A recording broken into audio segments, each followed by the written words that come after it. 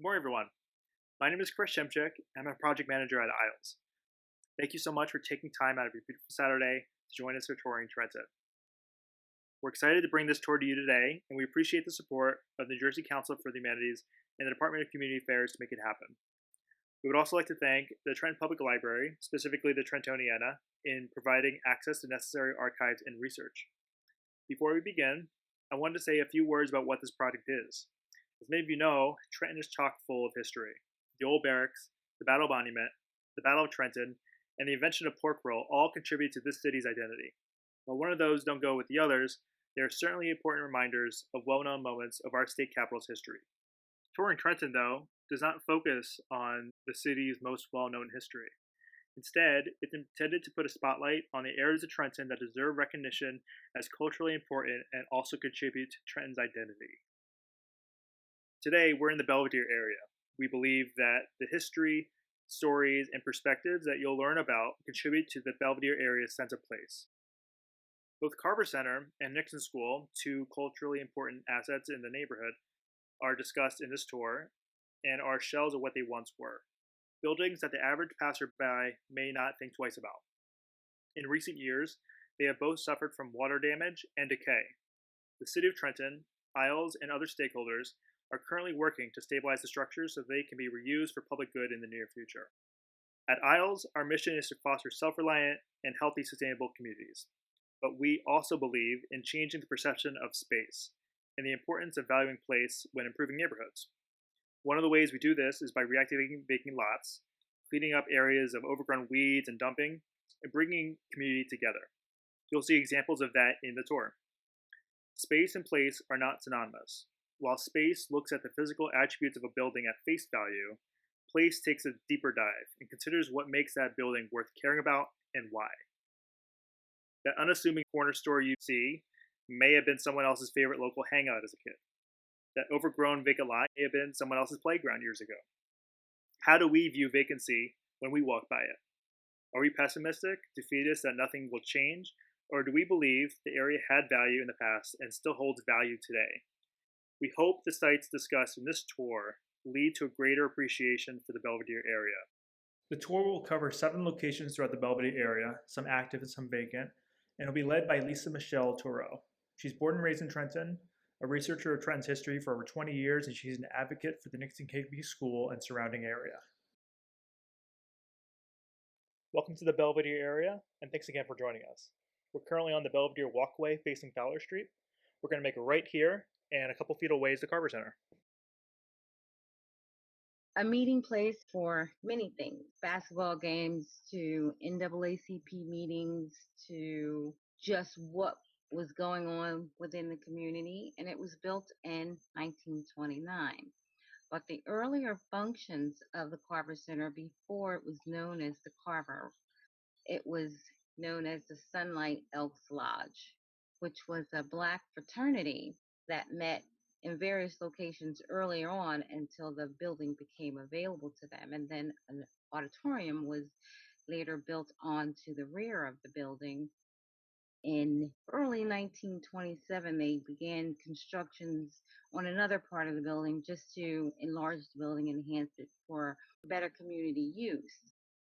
The building went under some reconstruction again in 1929, and then they kind of tore the face down and rebuilt it to what we see today on Fowler Street. And in 1944, the property was acquired by the Y.M.C.A, and it then was open strictly for the use of the African American community. The Federation of Colored Women bought the building, and still it was used for what it was always used for, as a community meeting place for different functions within the African American community, weddings, wedding receptions, basketball games, and things of that nature. It had a lot of history just crammed into that one little building. At one point in time, they had Cab Calloway come through and perform there in the building, as well as Fats Waller. The Carver Center was a popular social hub, and a lot of memories were made here. We've recorded StoryCorps interviews, put them throughout this tour. Seymour has a memory of when he was 8 years old exploring the Carver Center, which was at the time the Elks Lodge. I used to shoe shine here. I lived around the corner, and at that time, it was called the Elks Home.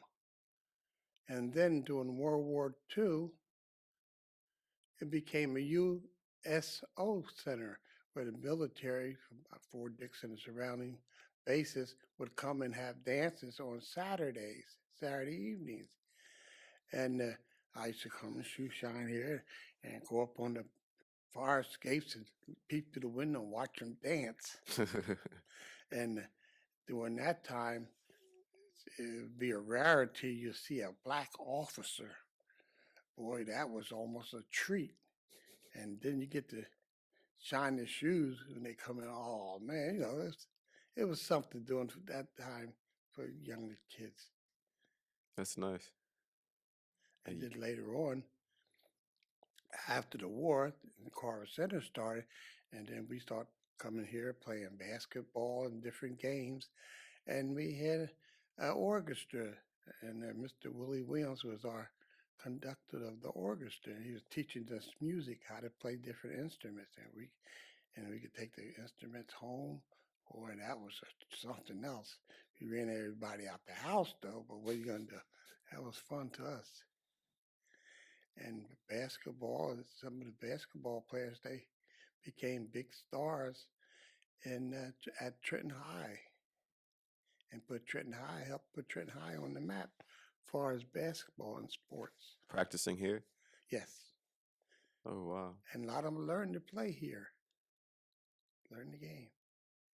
Were these activities free for the kids? Oh, yes. And Ike Williams, he was a lightweight professional boxing champion, and he lived right up the street here. And he put a new floor here in the gym. We used to have a row, what do you call, tile floor, rubber tile floor. And he put a wooden floor here, and that was one of the great things during that time. Basketball court, new floor. It was very nice. We used to box and all kind of sports we did here. And in the back we had swings and all. Oh, really? Oh yeah. In fact, I broke my arms on the swings. We used to swing high and jump out like we was paratroopers. And boom, laying on our elbows or something.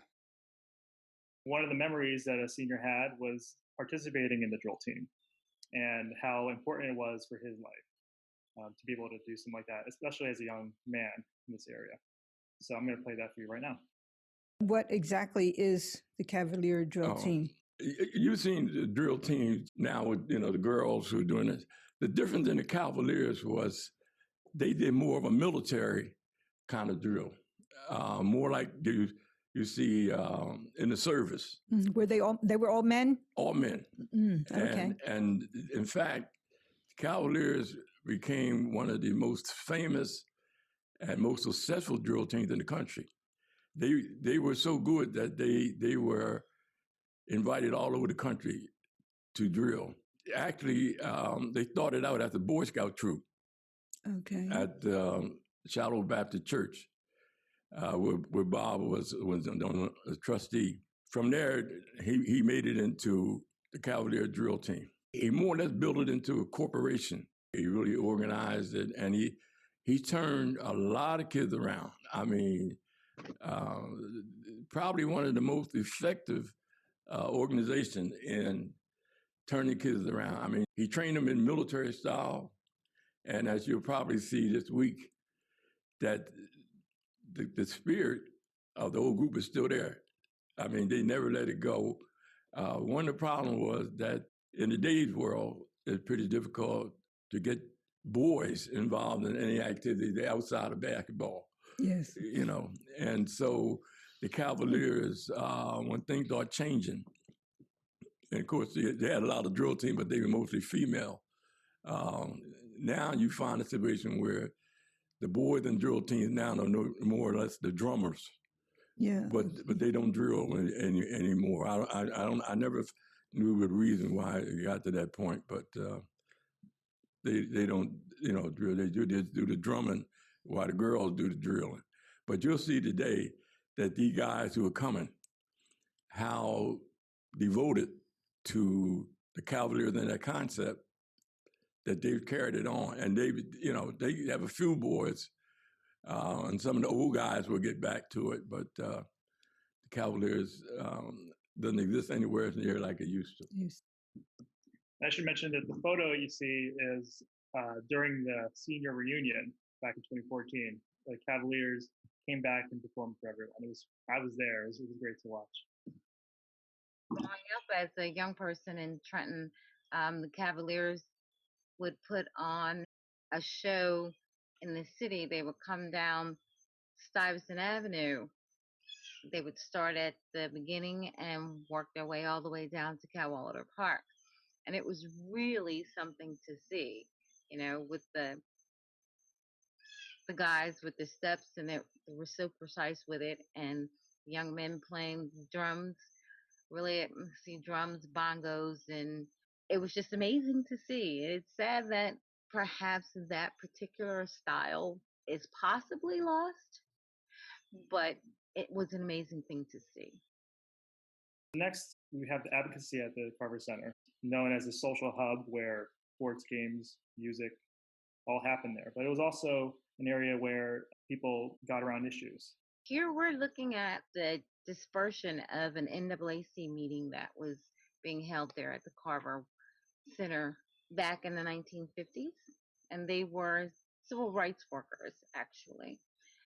Carver served as a safe meeting place for these kind of functions during those times. So you knew that you could go to the Carver and you could safely meet and have these discussions about politics or community uplifting and things of that nature. The organizations that would meet at Carver were very comfortable in doing so because that's basically what it was there for. And the state conference for the NAACP was also held at Carver at one time. Now, a few feet away from the Carver Center is the Nixon School. And so we're going to walk right over there right now. As you can see, the Nixon School still stands, and according to a recent architectural report, it's still in relatively good condition. It was the first educational institution specifically constructed for free public education of African American students in Trenton. And after students outgrew the space, it was primarily used for storage and then has sat vacant for decades. When we did the reunion, a resident had a memory of first seeing the building and not really knowing what it was. I was lucky enough when I was with the city planning department back in the 70s to put the new parking lot on this building and part of the renovation and the houses. And I used to look at the building up the street and I said, well, why is that building there? What is it? Can't we tear it down? Little did I know that it's now on the historic register. One of the reasons why we decided to do a tour of this area was because that I had that experience with other residents. We've had events in this space and residents would walk by and not know what this building was. For example, we had an art pop-up exhibit, wooden sculptures of books. And the books are relevant to the way cities develop over time. For example, The Death and Life of Great American Cities by Jane Jacobs is one of the books that this artist felt should be mandatory reading for people. From TCNJ, several portraits of Trenton residents displayed proudly on the fence next to Nixon School. These types of events are important because they change the perception of a vacant lot just for maybe an hour. And residents would be able to experience the space as something other than walking past it and seeing a vacant lot. The Higby Street School was built in 1857 and it ran until 1872. The language at the time was that the school was built specifically for the Negro population of children that would be attending school in the city of Trenton. For those that may not know, Trenton covers more than just what we see today. Lawrence, Ewing, Hamilton, and other small boroughs around it. All of that at one time was Trenton. So if you were of school age and you wanted to go to the Higby School, African American, you would have to travel from wherever you were to that one school because it was the only school at the time built and dedicated for Negro children for the city. And the distance really didn't make a difference. You would either have to take a horse and buggy or could walk if that was possible. But in March of 1872, the school was closed for renovations. And once the school was reopened, it was reopened as a white school only. And then the school was renamed the John T. Nixon School in 1896 to honor a prominent New Jersey lawyer. Then once the school had been renovated again in 1913, it was antiquated, overcrowded. So the school was closed once again and converted into a carpenter's shop by the Trenton Board of Education. And in the late 1920s, that's what it was basically used for about 40 years. And then the school board decided to close it up completely in the 1980s. Although the school was designated as a city landmark in 1977, they still chose to just safeguard it, board it up, and then figure out what they wanted to do with it until they decided they would use it. Now, when the school was actually functioning, though, the first principal of the school's name was A.L. Stanford, and the second principal, his name was Samuel L. Gould. And in 1858, Gould was a prominent and promising member of the African American community, so he and his wife decided that they would try and find another principal to help stop the constant overturn of the school. And that last principal for that school, her name was Sarah A. Armstrong, and she died in 1880, but she was the last principal hired for the school, and they hired her at $150. That was her yearly salary. That was it, $150. Could you imagine living off of $150? I couldn't, not for the year. But that was the case then. Living expenses were so much different. It's nice to be able to go back and see what was as to what is today. During the time when the Higbee was constructed in 1850, they decided that a larger school needed to be built. So then construction and thought of that was the next thing that the city was going through. Elisa, I understand that this building specifically was the architectural style of Greek Revival. Why did they choose Greek Revival as the style? Well, during that time, that was the most fashionable, the newest thing out was the Greek style. And so being the more popular structural design, they just decided that this school would have that design. Now, there are 5 other schools that were dedicated to the education of African American children in the city of Trenton during that time, but they were dispersed throughout the state. Only one, besides the Higbee, there's only one other that is still in existence, and it's in Gloucester County.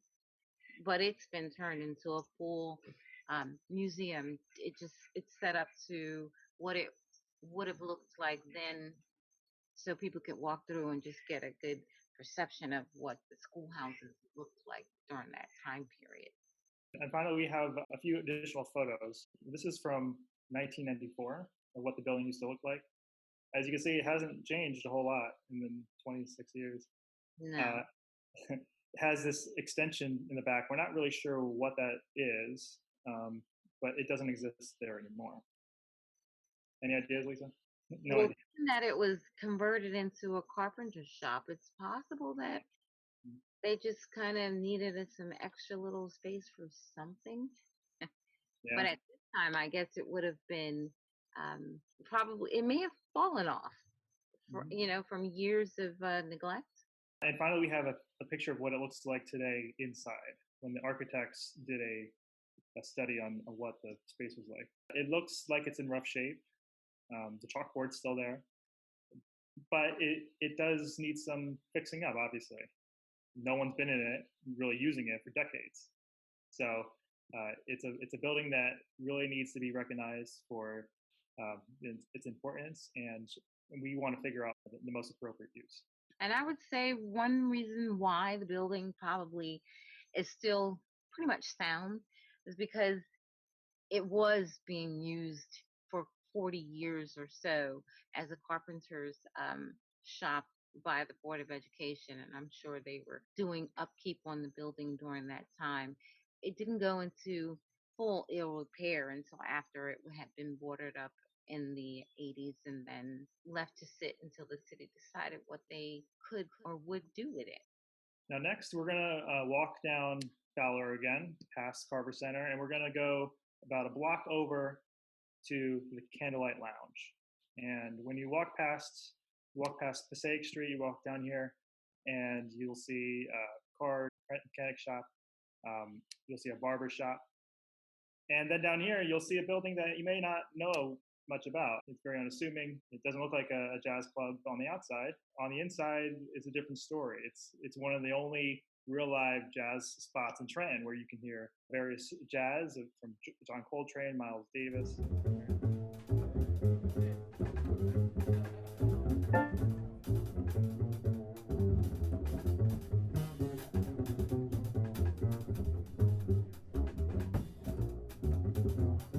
Feel like stopping through. As Chris said, it doesn't look like much, but once you get in, it totally changes the feel and everything. It totally changes. The music takes you somewhere else.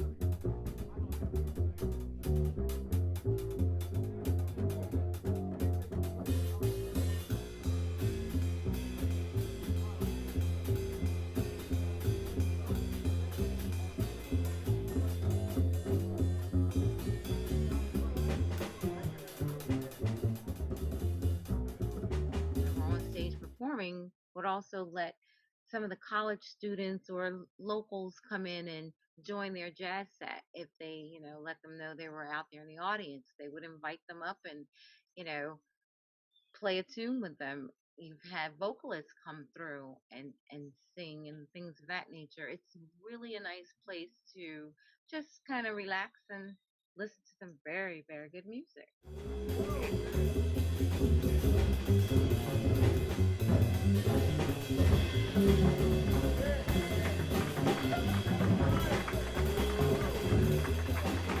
In the patio area. It's great. You can hear the music from the outside. It's not too loud. You can hear everyone else. And the buffet is pretty good too.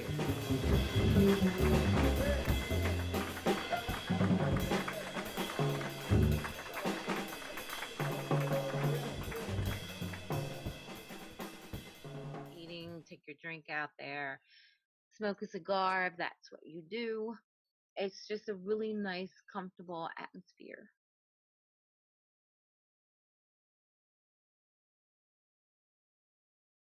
Now, while we're walking to their next spot, down the street, it looks, very blank. There's not much going on, but every once in a while, like back in 2016, we had a big block party on the street called the Passaic Street Classic, and we organized it with the local business association down the street, the barber shop, the car mechanics. And so it was done with the help of many people. We had local entertainers and musicians and poets, and it was a great time. We had vintage cars, and just for a few hours, this was a space that was not just a street that a lot of people drive fast down. It was a street where people can enjoy themselves out in the open, and we hope to do that again soon. Next, we have a very, very old set of row homes, probably among the oldest buildings in Trenton, located on Passaic Street. Down here was Candlelight. We walk down, probably about 3-minute walk. You have these homes, and You might walk by them and think, well, this is overgrown, it probably needs to be torn down. But the thing is, it's historic. They're not everywhere. This is unique to this area. The fact that it was built around the 1700s, early 1700s, and owned by one of the main owners in this area, the Higbee Estate. Higbee Street, for instance, that area was Higbee's estate. You can see on the map, the highlighted area, this area, this is the building that is now this old vacant building. And then over here on Spring Street, this whole area was once empty. It was probably all farmland. And this building was a barn. So this was converted into resident apartments. Lisa, do you want to talk anything more about Higbee Estate? Well, I was going to say, and as you see there in the background, it says Higbee Estate. Well, at one point in time, Bellevue Avenue was not Bellevue Avenue. It was known as Higbee Street. So the Higbee family was extremely prominent and wealthy during that time, and they owned quite a bit of land in the city of Trenton in that area. The condition of the building is deteriorating. There's a lot of dumping in the building, and it really needs to be fixed up. The roof, as you can see, is overgrown with weeds, and there's probably water getting in. So it's important to preserve these buildings because they don't come around all this often. And if they get preserved and fixed up, they can be reused again. And that's the major thing. They were privately owned for a while, and when the owners abandoned the property, they became city owned. And so walking down Passaic Street, you make a right on Calhoun, and a few feet away, you have Shiloh Baptist Church, which is, like I mentioned before, it doesn't really fit necessarily with this tour because these are all locations that really a lot of people may not be aware of, or they walk past and not really think much about. This church has been around for a while, and it's well known in the community. Residents have great memories of the space. And I have actually a memory from Rebecca, who remembers attending Shiloh Baptist Church for the first time with her relatives when she first visited this area. Our relatives that we lived with when we first came here, Jean and Geneva Mitchell and their son Forrest, they invited us to come to church with them. And we did, and we would go every Sunday to Shiloh. Shiloh was a well-known church with a highly educated pastor. And so we were there, we participated, we learned so much just from being there and participating and listening to the pastor who was well known as the Reverend S. Howard Woodson. Now, as Rebecca said, she was there and remembers seeing Reverend Woodson, but there was actually two other pastors that were part of this church. And for it being so old, it says a lot about a church for only having three pastors throughout its lifetime. And Lisa, what kinds of things does that say when there's only three pastors and that continuity throughout? It says that pastors that are shepherding the church, the community really appreciates them, that they're delivering something that the community really needs and understands. They enjoy the sermons that are given, and it has a longevity, and it's going to continue to have that longevity given the point that it stays on the course that it's been from past to now present. But talking about Shiloh, Shiloh is Trenton's oldest African American Baptist congregation. The first group of Black Baptists were formed in the city around 1880, and with Shiloh formally being organized in 1896. The congregation didn't have a church building until 1902. And at one point in time, they were renting a space on Perry Street. And then when they decided to construct the building, they had a one-story building constructed on Belvidere Street. And that's where the original Shiloh Baptist Church sat. And it sat at the rear of the parking lot of the present church today. And in 1918, a new stone base was added and constructed there on Calhoun Street, which is what we're looking at now. So imagine that. And then adjacent to the church, they acquired a house, and the house became the Trenton Colored Day Nursery, which in 1929 reportedly serviced about 350 children a month. And it was the first of its kind. It was only 5 programs like that in the whole state, 1902. Those things just didn't exist at the time. Organized daycare. And then, as Chris stated, the church has only had 3 pastors since 1904. The first one being Reverend John A. White, and he served as pastor from 1870 to 1952. And when he began the pastorship there at Shiloh. He was one of the founding members and the first president of the Trenton branch of the NAACP, which was formed in 1913. That's a long time ago when you think about it. And then after the Reverend retired in 1946, came Reverend S. Howard Woodson Jr. And Reverend Woodson was a leader in the civil rights movement in the city of Trenton. He was very strong activist for that during the civil rights time in the 1960s. He served as president of both the Trenton City Council and the city's New Jersey Board of Assembly. And then after Reverend Woodson, we now have the present Reverend Darrell L. Armstrong. And as his predecessors, the pastors that he is following in their footsteps, so to say, he is very active in the community, and he has expounded on the different programs that Shiloh provides for the community it sits in, as well as the city as a whole.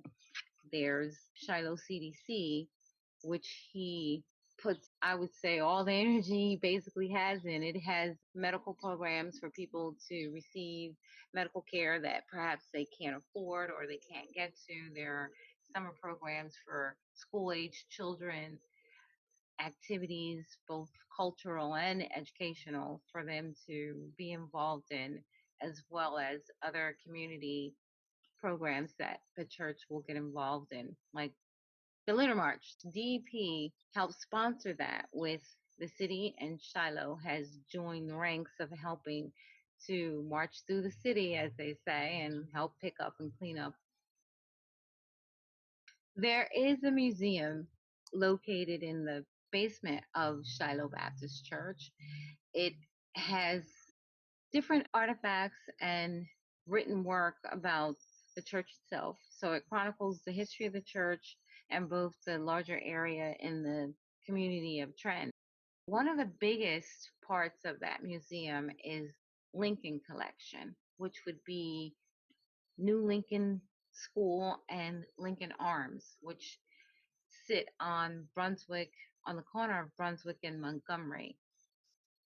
There's a lot of memorabilia from the school and the era that the school was, when it was built, in that museum. And there are pictures and dolls and things of that nature. So for those of you who can have the opportunity, you should go out and, check that out.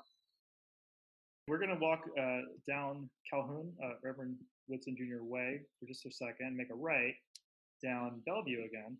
And right around the corner, we're going to come across King David Lodge. It was originally the Bellevue Ave Colored School and Old Lincoln School. And this building has been used as King David Lodge of Freemasons since 1949. We have a StoryCorps interview a few residents that have memories of being students, not of necessarily this school, but the new Lincoln School. And then they talk about what this building was as well. I was born the year that they had Lincoln School over the junior 5, the Lincoln School. But I did all my schooling there up to the 6th grade, and then I went to Trenton High.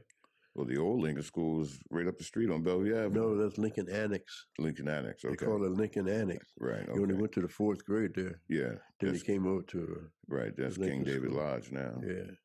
We had everything over there. Had nurses over the Lincoln School. That was a nice school. P.J. Hill was the principal. He was principal when I went there. Oh, my God. He stayed there a long time, though. Now, Lisa, who was P.J. Hill? Well, PJ Hill was a longstanding Trenton resident, educator, became principal of, like the gentleman said, he was the principal for Bellevue Colored School when it opened. He was also the principal for the school when the children were relocated to a larger facility. He also became principal for that as well, which is the new Lincoln School. This school, Bellevue Colored School, was built in 1883. It was added to the National Register's list in 1997. It's a two-story brick building, very nice looking. It's built on an Italian style, unlike the Higby School, which was built on a Greek style. It actually was the school that was used to replace the Higby School. As I had said, it's a very twisted, long story about the Higby School and the Lincoln School and all the other schools connected. Because during the time when the Higby School was closed and the students were moved to Belvidere Street, they were in rented rooms for almost 2 years, as the Higby School had been rededicated to white students only. So while those students were moved to Belvidere and also Ringgold Street near the Battle Monument, this school was being erected. And once it was finished, school began once again for the Negro children in the city of Trenton going to school here. It was the Bellevue Colored School, and then it became the Lincoln School. And then once the population in the city grew, in 1882, the population was 526. By the end of the 1800s, the population had grew wildly, so they had to construct another school, which meant that the Bellevue Colored School, renamed Lincoln School, was almost defunct, and they built what we now know as Munoz Rivera, which was actually the new Lincoln School. But because the population was growing as quickly as it was, Bellevue Colored School was reopened, and the overflow from the new Lincoln School was then funneled back into the Bellevue Colored School. Now, as we mentioned today, it's the King David Lodge, and it has been in this building since 1949. Now, Lisa, what's the importance of social clubs in this area, especially back when they first started? Well, it's very important for all neighborhoods to have, or all communities to have, social clubs. And it was affiliated with Prince Hall Freemasons, is actually what it was. The building was bought and acquired by them in 1949. But in 1875, it was an early meeting place for Shiloh Baptist Church and other community groups that really didn't have a designated home. This would be the place that they would go sometimes for whatever meetings they were interested in having. And as you had said, social clubs. Trenton had a social club. The African American community had a social club, and it was also located on Bellevue Avenue. It was located at 31 Bellevue Avenue, but it is privately owned, and it's believed to have always been privately owned. Because during the period following the Civil War, that's when the Union Republican Club was established by African American communities throughout the nation. You could find them all over the place.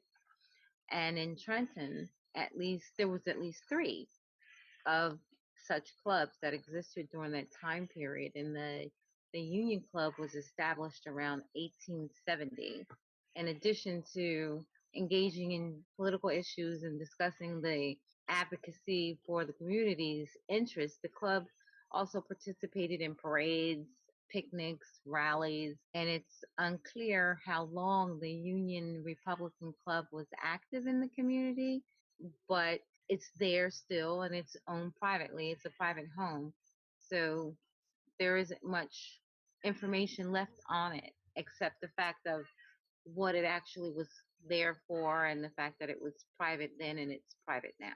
One of our final locations is going to be, we're going to circle back around, go down Bellevue and make a run on Fowler, and we're back.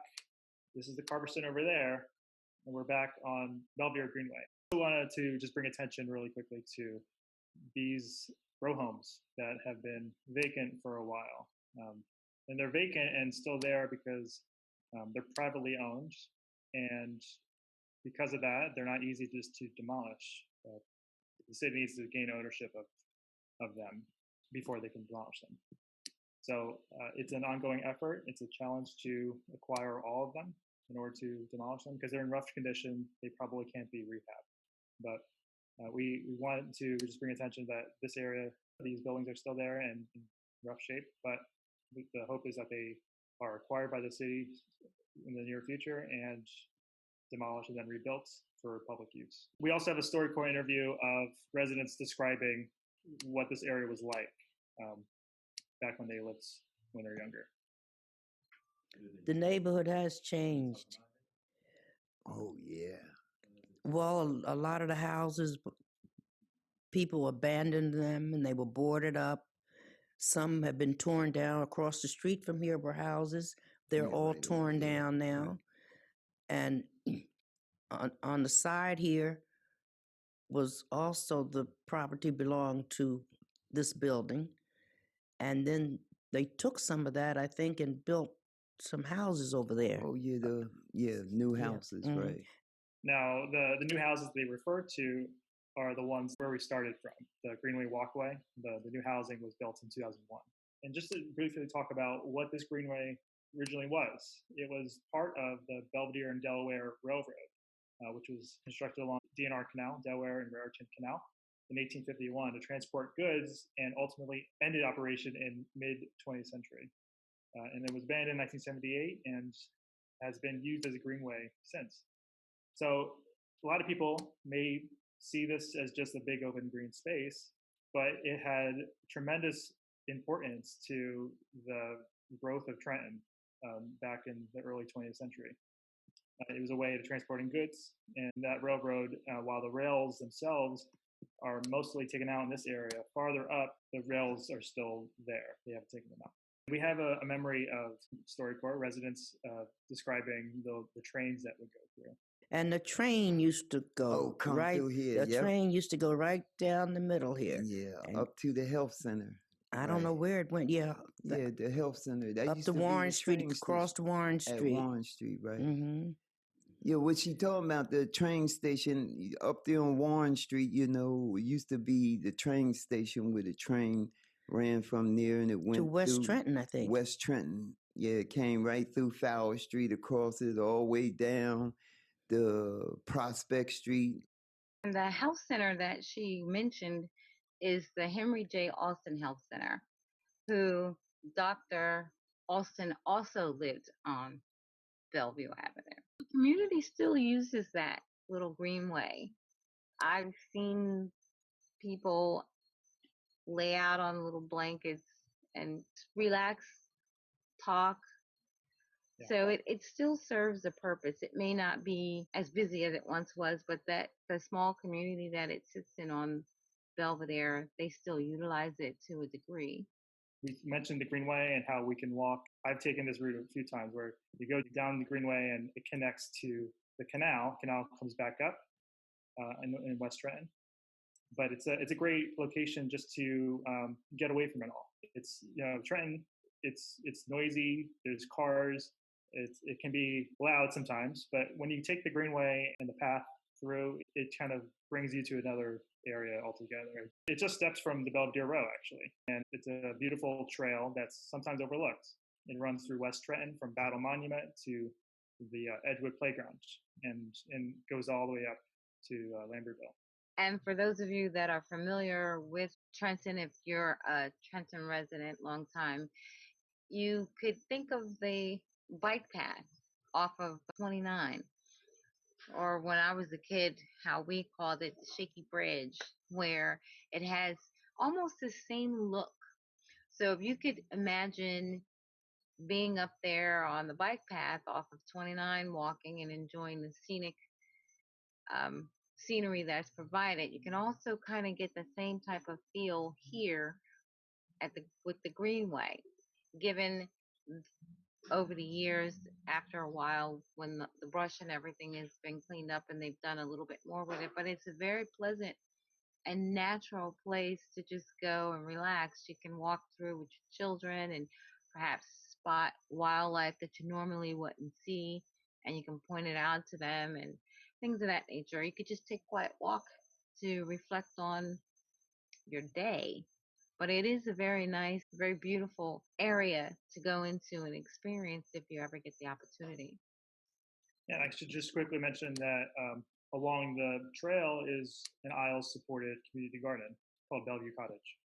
And so it's one of 65 ISLES-supported community gardens in Trenton. This is the end of the tour. We're so glad that you were able to join us today. It's always nice to share knowledge and expound on it. And as Chris said, if you have any further questions or suggestions, please email him and perhaps we can expound on the tour itself.